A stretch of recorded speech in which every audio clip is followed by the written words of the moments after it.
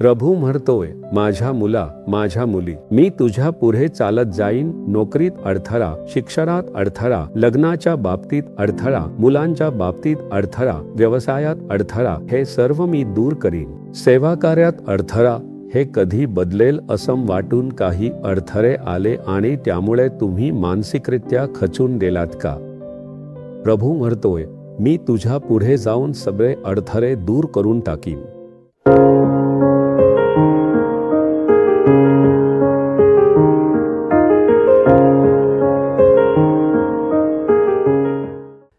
प्रिया लोकांनो, येशू ख्रिस्ताच्या नावाने तुम्हा सर्वांना माझ्या प्रेमपूर्वक शुभेच्छा. एक नवीन महिन्यात प्रभूने आपल्याला आणले आहे, नाही का? गेल्या महिन्यांमध्ये प्रभूचा हात आपल्यावर होता आणि त्याने दिलेल्या वचनाप्रमाणे अद्भुत रीतीने आपले मार्गदर्शन केले. प्रभूला स्तुती असो. या महिन्यात प्रभू मला कसा मार्गदर्शन करणार आहे, माझ्यासाठी कोणते आशीर्वाद ठेवले आहेत, कोणते वचन दिले आहे, याची उत्सुकतेने तुम्ही वाट पाहत आहात, नाही का?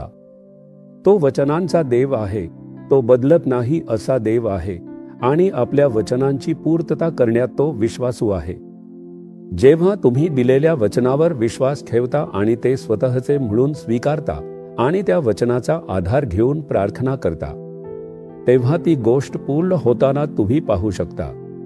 विश्वास ठेवा आणि ती गोष्ट तुमची म्हणून स्वीकारा. ठीक आहे, या दिवसासाठी, या महिन्यासाठी विशेषतः मी माझ्या अंतःकरणातून देवाकडे मागणी करत होतो. एके दिवशी परमेश्वराने त्या वचनाला माझ्या अंतःकरणात खोलवर कोरले. तेच वचन मी आता तुमच्यासोबत शेअर करणार आहे. बायबलमधील यशाया अध्याय 45 वचन 2. यशाया अध्याय 45 वचन 2. मी तुझ्या पुढे चालेन व उंचस्खल असलेले सपाट करी. प्रभू म्हणतो, माझ्या मुला, माझ्या कन्ये, मी तुझ्या पुढे जाईन, तुझ्या पुढे चालत राहीन, असे प्रभू सांगत आहेत. तू घाबरू नकोस. हा महिना माझ्यासाठी कसा असेल? पुढे माझ्या आयुष्यात काय होणार? पुढे माझं आयुष्य कसे असेल? या महिन्याबद्दल, येत्या दिवसांबद्दल विचार करून आता चिंतेत राहू नकोस. मी तुझ्या पुढे चालत आहे याचा अर्थ असा की मी पुढे चालतोय, म्हणजे तू मागून सुरक्षितपणे चालत येऊ शकतोस. ज्या ज्या संकटांनी मला ओलांडून जायचं आहे, तीच संकट तुझ्यापर्यंत यायला हवीत. मी तुला काहीही स्पर्श करू देणार नाही. मी पुढे चालतोय, तू माझ्या मागे ये, असं सांगत आहे. मग परमेश्वराचं वचन, मी तुझ्या पुढे चालेन, हे किती मोठा आशीर्वाद आहे, नाही का? परमेश्वर तुला पाहूनच बोलत आहेत, माझ्या मुला, माझ्या मुली, तू घाबरून बसलेला आहेस का? या महिन्यात हे हवा आहे, ते हवा आहे, हे काम, ते काम. मी याला कसे सामोरे जाणार आहे, तुम्ही काय करणार आहात याची तुम्हाला काळजी वाटते का? परमेश्वर म्हणतो, घाबरू नकोस माझ्या मुली, घाबरू नकोस माझ्या मुला, मी तुझ्यासोबत आहे. मी तुझ्या पुढे चालत आहे, तू फक्त माझ्या मागे ये, त्यामुळे काहीच काळजी करू नकोस, असं परमेश्वर सांगत आहेत. मग प्रभू आपल्या पुढे चालणारा देव आहे. तो का आपल्या पुढे चालतो आणि त्यामुळे आपल्याला कोणते आशीर्वाद मिळतात? या महिन्यात येत्या दिवसांमध्ये तुमच्या आयुष्यात घडणार असलेल्या 3 गोष्टी तुम्ही जाणून घ्यायला हव्यात. पहिला, मिखा अध्याय 2 वचन 13. मिखा अध्याय 2 वचन 13. तोडफोड करणारा त्यांच्या पुढे चालत आहे. तो तुमच्या पुढे चालत आहे का? म्हणजे तुमचे अडथळे दूर करण्यासाठी. आज तुमच्या आयुष्यात खूप अडथळे आहेत, बरोबर ना? नोकरीत अडथळा, शिक्षणात अडथळा, लग्नाच्या बाबतीत अडथळा, मुलांच्या बाबतीत अडथळा, व्यवसायात अडथळा, सेवकाईच्या कार्यात अडथळा. हे सगळं कधी बदलेल असं वाटून काही अडथळे आले आणि त्यामुळे तुम्ही निराश होऊन गोंधळून गेलात का? प्रभू म्हणतोय, मी तुझ्या पुढे जाईन आणि सगळे अडथळे दूर करून टाकीन, असं प्रभू सांगतो. इस्रायल लोकांच्या कदेशाच्या प्रवासात लाल समुद्र एक अडथळा होता, पण प्रभूने तो अडथळा दूर करून एक अद्भुत मार्ग दाखवला. त्यांच्यासाठी यर्दन नदी हा एक अडथळा होता देशात प्रवेश करण्यासाठी, पण प्रभूने तो अडथळा दूर केला. पुढे जाण्यासाठी यरीहोची भिंत एक अडथळा होती, ती एक मोठी भिंत होती, पण परमेश्वर तो अडथळा दूर करतो. अडथळे दूर करणारा तोच तुमच्या पुढे चालत आहे. म्हणून तुम्ही ज्या गोष्टीबद्दल चिंतेत आहात आणि अडथळा म्हणून गोंधळून जात आहात, त्या गोष्टीत अडथळे दूर होतील, तुमच्यासाठी मार्ग उघडेल हे विसरू नका. अडथळा निर्माण करण्याचा शैतान प्रयत्न करतो. अडथळे आले की आपण खचून जातो. मनात अनेक प्रश्न निर्माण होतात. माझ्यासोबत असं का घडतं असं विचारायला लागतो आणि मग आपण परमेश्वरावरच शंका घ्यायला लागतो. हेच तर शैतानाला हवं असतं. एकदा असं झालं की मला एका परदेशी देशात सेवेसाठी बोलावलं गेलं होतं.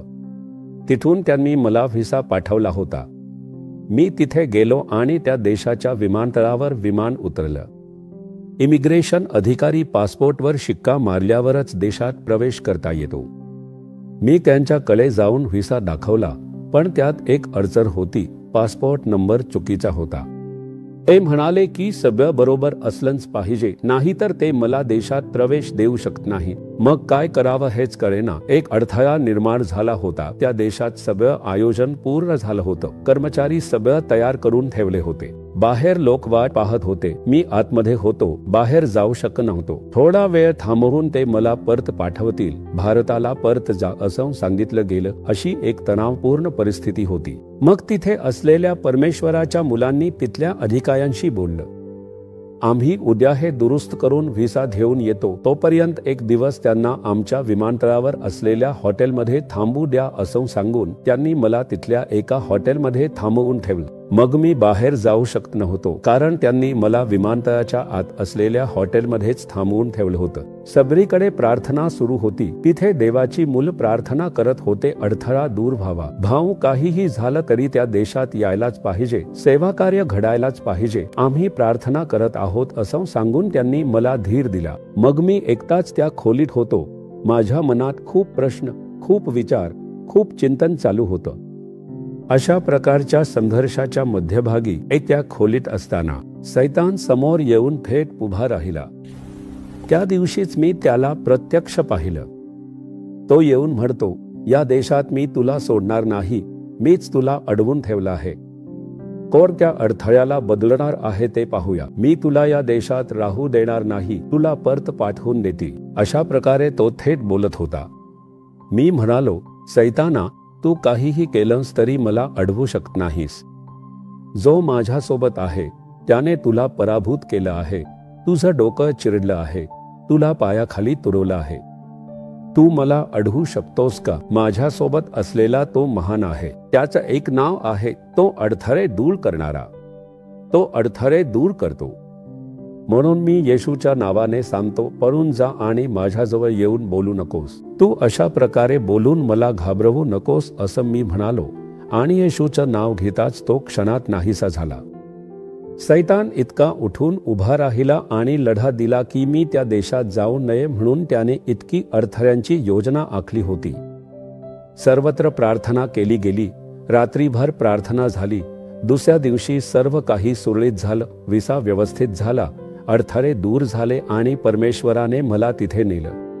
शैतानाने घाबरवण्याचा प्रयत्न केला, पण तो पराभूत होऊन लाजून निघून गेला. आज तुमच्या आयुष्यात शैतान बोलत राहिलाय, पाहिला का? अडथळा टाकतोय, पण तुमचं काहीही वाकड करू शकत नाही. पाहिलास का पुढे जाण्यास अडथळे ठेवले आहे? पाहिलास का? हा अडथळा मीच निर्माण केलाय, तू अपमानित होऊन मागे पडशील. अशा परिस्थितींचा उपयोग करून शैतान बोलत राहू शकतो. तुम्ही म्हणायला हवं, कितीही दुष्ट शैतान असला तरी माझ्याबरोबर देव त्याच्यापेक्षा महान आहे. अडथळे दूर करणारा म्हणून त्याचं एक नाव आहे. तो अडथळे दूर करून कार्य पूर्ण करणारा देव आहे. तो माझ्यासाठीही तसंच करेल. मी त्याच्यावर विश्वास ठेवतो असं म्हणत आता प्रभूची स्तुती करा. या क्षणापासून एक बदल घडेल. अडथळे दूर होतील. पहा परमेश्वर अडथळे बदलून सुंदरपणे कसे चालवतो. दुसरा प्रभू का पुढे जातोय हे कशासाठी पाहू.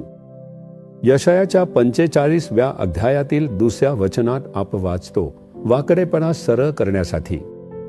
परमेश्वर पुढे का जात आहे? मी तुझ्या पुढे चालेन व उंच सखल असलेले सपाट करी. असं प्रभू म्हणतो. तुझ्या आयुष्यात एखादी वाकडी गोष्ट आहे, तुझ्या कुटुंबात सगळं अस्ताव्यस्त आहे, काहीच योग्य नाहीये, काही बरोबर नाही, सर्व बिघडलेले आहे. माझं जीवन का असं आहे, कुटुंब कसे चालत आहे, सेवा कार्यात व्यवस्थित नाही हे पाहून तुम्ही अस्वस्थ आहे का? प्रभू म्हणतोय, वाकड्या बिघडलेले गोष्टी मी सरळ करीन, म्हणूनच मी तुझ्या पुढे चालोळ अडथळे मी दूर करीन. तुझ्या आयुष्यात असलेल्या वाकड्या आणि विस्कळीत गोष्टी मी बदलून टाकीन. अलीकडे एका वृत्तपत्रात एक बातमी पाहिली. म्हणजे रेल्वे विभागातील काही महत्वाच्या अधिकाऱ्यांनी जाहीर केलं की आम्ही गती वाढवणार आहोत. तमिळनाडूमधील एका ठिकाणाहून दुसऱ्या ठिकाणी जाणाऱ्या ट्रेनसाठी गती वाढवण्यासाठी त्यांना काही गोष्ट करावी लागणार आहे. ती म्हणजे काय? खूप ठिकाणी जिथून ट्रेन धावते त्या रेल्वे रुळांमध्ये वळणं आहेत. काही ठिकाणी तसं आहे कारण त्या काळात जागा जशी मिळाली तशीच वळण ठेवून रूळ टाकले गेले. त्या वळणांमुळे ट्रेनला जास्त जोरात जाता येत नाही. वळण असलेल्या ठिकाणी अपघात होण्याची शक्यता असते. मग आपण काय करणार आहोत तर आपण ते वळण सरळ करणार आहोत आणि रूळ सरळ रेषेत टाकणार आहोत. म्हणजे जर आपण ते सरळ केलं तर वेग वाढवता येईल, ट्रेन खूप वेगात जाईल आणि काहीही धोका नसेल. हे वळण म्हणजेच वाकडे हीच गोष्ट अनेक लोकांसाठी अडचण निर्माण करते. त्याचप्रमाणेच भारतभर रस्ते टाकले जातात त्यावेळी मी पाहिले की तमिळनाडूमध्येही रस्त्यांची सोय नॅशनल हायवे, स्टेट हायवे सगळं बांधले जात होतं. तेव्हा असं करताना या काळात रस्ते शेतांमधून वळण घेत घेत गावात शिरायचे, अशा प्रकारे वळत जायचे. त्यामुळे वेग कमी व्हायचा आणि वेळ वाया जायचा. तेव्हा संबंधित सरकारने त्या विभागाकडे लक्ष दिलं. हे वळण असलेलं आणि वाळूचं क्षेत्र असल्यामुळे वेळ वाया जातोय, इंधनही वाया जाते. जर हे वळण सरळ केलं तर वेळ वाचेल, लवकर पोहोचता येईल, डिझेलही वाचेल असं त्यांनी शोधून काढलं. म्हणून बघा, त्यांनी लोकांना भेटून ती ठिकाणं पाहिली आणि जिथे वळण होती तिथे सगळं सरळ करून थेट रस्ता टाकायला सुरुवात केली.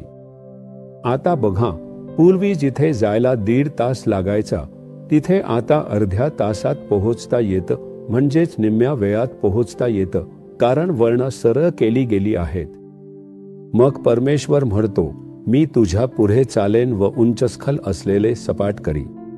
तुमच्या सेवेमध्ये, तुमच्या व्यवसायात, तुमच्या कुटुंबात आणि ज्या ठिकाणी तुम्ही राहता त्या ठिकाणी काही गोष्टी वळणावळणाच्या आहेत, त्यामुळे तुम्हाला त्यात सरळपणे पुढे जाता येत नाही. परमेश्वर वचन देतो, मी त्या वळणावळणाच्या गोष्टी सरळ करीन. हाच आहे परमेश्वराचा वचनबद्ध आश्वास. माझ्या ओळखीतील एक सेवक आहेत. पहा, त्यांच्या मुलीचं लग्न होऊन 2 वर्ष उलटून गेली आहेत. पर तिचा नवरा एक दिवस सुद्धा तिच्यासोबत राहिला नाही. प्रत्येक दिवशी त्या मुलीच्या डोळ्यात फक्त अश्रू असतात. तो नवरा घरी येत नाही, जेवत नाही. तो फक्त अनेक वाईट सवयींचा गुलाम नव्हता, तर दुसऱ्या एका स्त्रीशी संबंध ठेवून तिच्यासोबतच राहणार आहे असंही म्हणत होता. मग या पत्नीचं आयुष्य पूर्णपणे अंधारमय आणि दुःखद बनून गेलं. एका दिवशी त्याने आपल्या पत्नीला घरातून हाकलून दिलं, जा कुठे जायचं तिथे माझ्या डोळ्यासमोरून निघून जा. रस्त्यावर असलेल्या बिचाऱ्या लोकांनी त्रास सहन करून पुन्हा घरी पोहोचलं. त्या कुटुंबांना किती राग आला असेल. मग त्यांच्या नातेवाईकांमध्ये काही मोठे अधिकारी होते. त्यांना बोलावून सगळं ठरवून टाकूया, आता तिच्यासोबत राहणं शक्य नाही. 1 वर्ष नाही, 2 वर्ष झाली. ती मुलगी तिथे जाऊन आनंदाने जगूच शकली नाही. तो माणूस दारू पिऊन दुसऱ्यांसोबत राहत होता आणि आपली मुलगी मात्र त्रास सहन करत होती असं वाटून. त्यावेळी प्रार्थना करण्यासाठी मला बोलावण्यात आलं आणि मी जाऊन बोललो. तेव्हा ती मुलगी म्हणाली, डोळ्यातून फक्त अश्रूच येतात. बघा ना, माझं आयुष्यच पूर्णपणे अस्ताव्यस्त झालंय. एक सुसंगत आयुष्य असावं असं वाटतं, पण तिच्या पतीचं आयुष्य मात्र अजिबात सुसंगत नाही. सगळंच गोंधळलेलं आहे. तेव्हा मी तिला विचारलं, तू काय विचार करतेस मुली? असं म्हणताच ती म्हणाली, प्रभू जर त्याला बदलून दिले तर मला खूप आनंद होईल. तोच तर माझा नवरा आहे. नव्याला सोडून मी कशी जाऊ शकते? पहा, इतकी अत्याचार सहन करून रस्त्यावर टाकलं तरीही, फसवणूक केली तरीही ती मुलगी वचनानुसार म्हणते, तोच माझा नवरा आहे, प्रभू त्याला बदलून देवो. पण मी घटस्फोटाला संमती देणार नाही. मी त्या मुलीला सांगितलं, तुझे नातेवाईक सगळे रागाने उठले आहेत. आता तेच तुझ्यासाठी एक चांगलं आयुष्य उभं करावं म्हणून प्रयत्न करत आहेत. म्हणून त्यांनी 10 दिवसांची मुदत दिली आहे. त्या वेळेत ते सगळे येऊन बोलून सगळं ठरवणार आहेत. तुला एक संधी म्हणून देव 10 दिवस देतो आहे. या 10 दिवसांत तू उपवास करत देवाकडे प्रार्थना कर. देवा, माझ्या पतीला तू बदलून देऊ शकतोस. त्याचं आयुष्य सध्या अस्ताव्यस्त आणि वाकडं आहे, पण हे वाकडं सरळ करणं तुला शक्य आहे. मी त्यांच्यासाठी प्रार्थना करते असं सांगून तू प्रार्थना कर. तुझ्यासाठी मीही प्रार्थना करतो असं मी म्हणालो आणि ती मुलगी प्रार्थना करायला सुरुवात केली. ती मनापासून प्रार्थना करू लागली, माझ्या नव्याचं विस्कळीत आयुष्य ही वाकडी वाट सरळ व्हावी प्रभू असं म्हणत तिने प्रार्थना केली. 10 दिवस गेले. ठरलेला दिवस आला. त्या मोठ्या अधिकाऱ्यांसोबत नातेवाईक सगळे गेले आणि त्याला म्हणाले, जा त्याच्याशी थोड बोलून ये. तो गेला की काय पाहतो तर तो बायबल वाचत बसलेला आहे. बायबल वाचत होता ऐकलेलं काही वेगळं आणि आता तो जसा आहे ते काही वेगळंच. नाटक करतोस का असं म्हणून त्याला मारायला आले, पण तो सगळं शांतपणे ऐकत राहिला. शेवटी त्याने सासऱ्याला सांगितलं, सासरे, तुम्ही सेवाकार्य करत आहे, तुम्ही यावं म्हणून प्रार्थना करत होतो.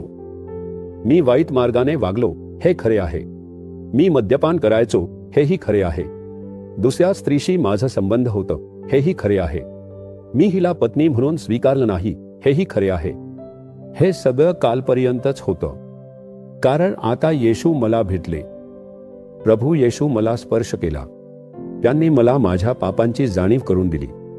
माझं विस्कळीत गेलेलं आयुष्य सुधारणं आवश्यक आहे हे मला समजलं आणि मी स्वतःला त्यांच्या हातात पूर्णपणे सोपवून दिलं. मी अश्रूंनी भरलेल्या डोळ्यांनी स्वतःला त्यांच्याकडे सोपवलं. येशूने माझे पाप क्षमा केली. आता प्रभू मला एका सरळ मार्गावर चालवायला सुरुवात केली आहे. आता प्रभूने माझं आयुष्य पूर्णपणे बदलून टाकलं आहे. म्हणून तुम्ही काहीही निर्णय घेतला तरी मी आनंदाने स्वीकारतो असं त्यांनी सांगितलं. तुम्हाला बदल दिसेल. 10 दिवसांच्या प्रार्थनेनंतर बदल दिसेल. तो बदल कसा आला? प्रभूने वचन दिलं होतं, मी तुझ्या पुढे जाईन आणि वाकड्या गोष्टी सरळ करीन. 10 दिवसात त्या नातेवाईकांनी चौकशी करायला येण्यापूर्वीच प्रभूने सगळं काही व्यवस्थित करून टाकलं. तेवढंच. त्यानंतर प्रभूने आशीर्वाद दिला की ते कुटुंबासह मुलांसह आनंदाने जीवन जगू लागले. तो तुमच्यासाठी करणार नाही का? तो नक्कीच करेल, विश्वास ठेवा. अव्यवस्थित असणारा आयुष्यात एक बदली येईल. वाकड्या वाटणारा तुमच्या जीवनात एक बदली येईल. सर्व काही चांगल्या रीतीने बदलून देणारा प्रभू तोच आहे. तो आज तुमच्याशी बोलण्यासाठी आला आहे. तिसरे अजून एक वचन सुद्धा वाचू. निर्गम अध्याय 13 वचन 21. निर्गम अध्याय 13 वचन 21 पहा. त्यांनी रात्रंदिवस चालावे म्हणून परमेश्वर दिवसा त्यांना मार्ग दाखवण्यासाठी मेघस्तंभातून आणि रात्री त्यांना उजेड देण्यासाठी अग्निस्तंभातून त्यांच्या पुढे चालत असे. का त्यांच्या पुढे चालले? मार्गदर्शन करण्यासाठी. दिवसाच्या वेळी एक ढगाचा स्तंभ येतो आणि तसाच उभा राहतो आणि तो मार्गदर्शन करतो. रात्री तो स्तंभ अग्नीच्या स्तंभात रूपांतरित होतो. तो अग्नीचा स्तंभ बनतो, प्रकाश देतो, धोक्यांची जाणीव करून देतो. अशा प्रकारे तो एक चांगले वातावरण निर्माण करतो. या लोकांच्या जीवनात परमेश्वर पुढे जाऊन मार्गदर्शन करतो. अशी घटना आपण बायबलमध्ये पाहतो. का तर तो पुढे गेला मार्ग दाखवण्यासाठी. हीच वाट आहे, या मार्गाने चला. आज इथे तंबू ठोकून थांबा, पुढे मी सांगेन तेव्हा पुन्हा निघा. अशा प्रकारेच परमेश्वर मार्गदर्शन करत होता. अद्भुत देव तो करुणामय परमेश्वराने आश्चर्यकारकरित्या सांभाळलं आणि मार्गदर्शन केलं. तो एक अद्भुत मार्गदर्शक परमेश्वर आहे आणि त्यासाठीच तो आपल्या सोबत आहे. बायबलमधील योहान अध्याय 10 4 श्लोक वाचताना या मेंढपाळाबद्दल एक सुंदर वाक्य सांगितले जाते. आपल्याला मेंढ्यासारखे आणि परमेश्वराला मेंढपाळासारखे चित्रित करून परमेश्वराने जे काही सांगितले आहे ते सर्व आपण बायबलमध्ये पाहतो. त्यानुसार योहान अध्याय 10 वचन 4, नेमके काय सांगितले आहे असे तुम्ही पाहिलेत का? तो आपली सर्व मेंढरे बाहेर काढल्यावर त्यांच्या पुढे चालतो व मेंढरे त्याच्या मागे चालतात, कारण ती त्याची वाणी ओळखतात. मेंढ्या आणि मेंढपाळ यांच्यातील त्या नात्याबद्दल इथे सांगितले जाते. त्यामुळे इथे परमेश्वर स्वतःला एक मेंढपाळ म्हणून प्रकट करतो. तो एक चांगला मेंढपाळ आहे जो त्यांच्या पुढे चालतो. आता विचार करून बघा, एक मेंढपाळ पुढे चालक आहे आणि त्या सर्व मेंढ्या एका कुंपणात बंद करून ठेवलेल्या आहेत. सकाळी येऊन तो दरवाजा उघडतो तेव्हा त्या मेंढ्या मेंढपाळाकडे पाहून विचारतात, आज खाण्यासाठी काय आहे? आज तहान लागली तर काय करायचं? आज काही धोका आला तर काय करायचं? आपण सगळे असे प्रश्न विचारले आहेत ना? मग त्यामागे एक विचार असतो, आज आपण कुठे जेवणार? आपल्याला काय मिळणार? पण एक विश्वास असतो की आपल्या पुढे चालणारा एक मेंढपाळ आहे. मेंढपाळाला माहिती असते की धोकादायक ठिकाणांमध्ये तो मेंढ्यांना शांत थंड पाण्याजवळ नेतो. अशा चांगल्या मेंढपाळाने आपल्या पुढे चालत असतो आणि आपण त्याच्या मागे चालत जातो. म्हणून घाबरण्याची गरज नाही. तो सगळ्याची काळजी घेतो, आपल्या गरजांची काळजी घेतो आणि विरोध करणाऱ्या शत्रूंपासून आपली रक्षा करतो. म्हणून घाबरण्याची गरज नाही, कारण तो आपल्या पुढे चालतो. ही धैर्याची भावना आज प्रभू तुमच्याही मनात निर्माण करत आहे. आपल्या पुढे चालणारा एक अद्भुत मेंढपाळ तोच प्रभू आज सांगतो, मी तुझ्या पुढे जाईन, तुझ्या पुढे चालत मार्ग दाखवीन आणि तुला योग्य मार्गावर नेईन. कोणत्या मार्गाने जावे आणि कोणत्या मार्गाने जाऊ नये हे मी तुला सांगीन असे प्रभू म्हणतो. हेच तर मोठे आशीर्वाद आहे. पहा, त्या काळात 1974 साली जेव्हा प्रभूने मला सेवेसाठी बोलावले होते, मला प्रवचन द्यायला येत नव्हते. वचन पूर्णपणे माहित नव्हते. मी जरा बायबल वाचत होतो, पण पूर्णपणे समजलं नव्हते. अशा वेळीच प्रभू स्वतः माझ्याशी बोलायला आले. जेव्हा त्यांनी माझ्या सेवेसंबंधी गोष्टींबद्दल बोलायला सुरुवात केली तेव्हा मी प्रभूला अनेक प्रश्न विचारले. मी हे सगळे कसे करू शकतो? माझ्यासारख्या व्यक्तीला या पापांनी भरलेल्या जगात पवित्रपणे कसे जगता येईल? या सर्व परीक्षांमध्ये, संकटांमध्ये मी कसं टिकून राहू शकेन? अनेक प्रश्नांची मी विचारणा केली. तेव्हाच प्रभू माझ्याशी एक गोष्ट बोलले, मी तुझ्या सोबत असेन, तुझ्या पुढे चालत जाईन, मी तुला मार्गदर्शन करीन, माझ्या मागे चालत ये, एवढेच पुरेसे आहे. मी माझे सेवाकार्य अर्पण करून 50 वर्ष झाले, पण प्रभू अजूनही सुंदर रीतीने मार्गदर्शन करत आहेत. काय करावे, काय करू नये, कोणत्या देशात जावे, कोणत्या लोकांना भेटावे, कोणता संदेश द्यावा, त्या सगळ्या गोष्टींमध्ये तो मला सुंदर रीतीने मार्गदर्शन करतो. कारण तो माझ्यासमोर ढगाचा स्तंभ आणि अग्नीचा स्तंभ होऊन चालतो. चांगला मेंढपाळ मेंढ्यांच्या पुढे चालतो, तो माझ्या पुढे चालतो. म्हणूनच मी धैर्याने, भीतीन बाळगता त्याच्या मागे चालू शकतो, त्याच्या पावलावर पाऊल टाकत चालू शकतो. मग परमेश्वर काय म्हणतो? माझ्या मुला, माझ्या मुली, तू घाबरू नकोस. मी तुझ्या पुढे जाऊन वाकडे गोष्टी सरळ करीन, अडथळे दूर करीन. मी खरोखरच गोष्टी घडवून आणीन असे परमेश्वर म्हणतो.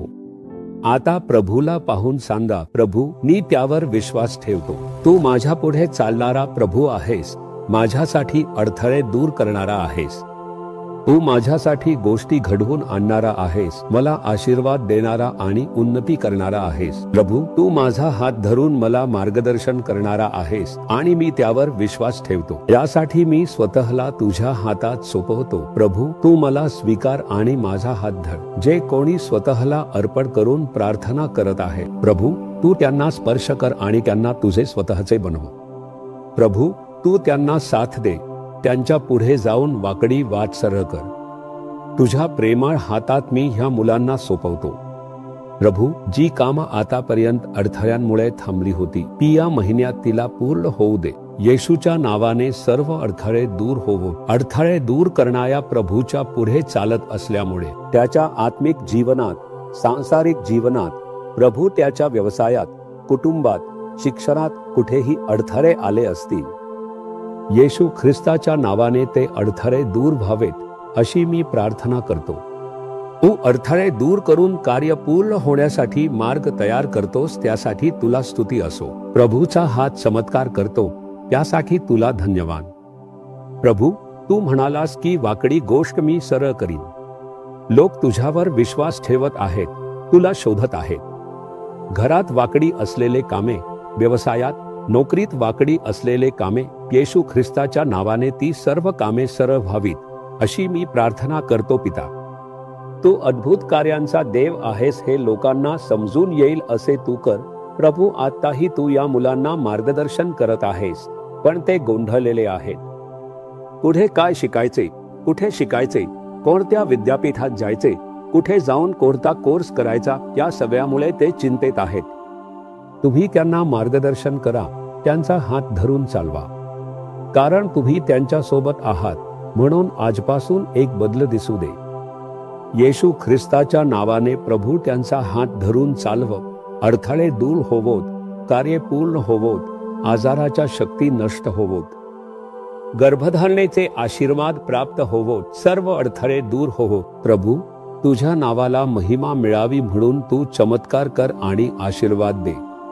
तू दिलेल्या प्रेममय आशीर्वादासाठी धन्यवाद, धन्यवाद, धन्यवाद. तू दिलेल्या वचनानुसार वाकलेल्याला सरळ केलेस, अडथळे दूर केलेस, त्यासाठी तुला धन्यवाद. पिता, आम्ही येशू ख्रिस्ताच्या नावाने प्रार्थना करतो, हे आमच्या पित्या. आमेन, आमेन. प्रियानो, देवाचे अभिर्चन. हे वचन तुमच्यासाठी आहे. तुम्ही हे वचन स्वीकारून त्यावर विश्वास ठेवून दररोज त्या वचनाची घोषणा करत प्रार्थना केली पाहिजे. अडथळे दूर होतील, वाकलेली गोष्ट सरळ होईल. प्रभू सुंदर रीतीने तुम्हाला मार्गदर्शन करत असल्याचे तुम्ही पाहाल. बदल घडताना तुम्ही पाहाल. विश्वासाने प्रभूचे वचन जाहीर करत स्तुती करा, तुम्ही चमत्कार पाहाल. आमेन. For further details and prayer support, contact Jesus Redeems Ministries, Nalamavadi, Thoothukudi District, 628-211. Our phone number 04639 353535. info@jesusredeems.org. Our website www.jesusredeems.com. God bless you.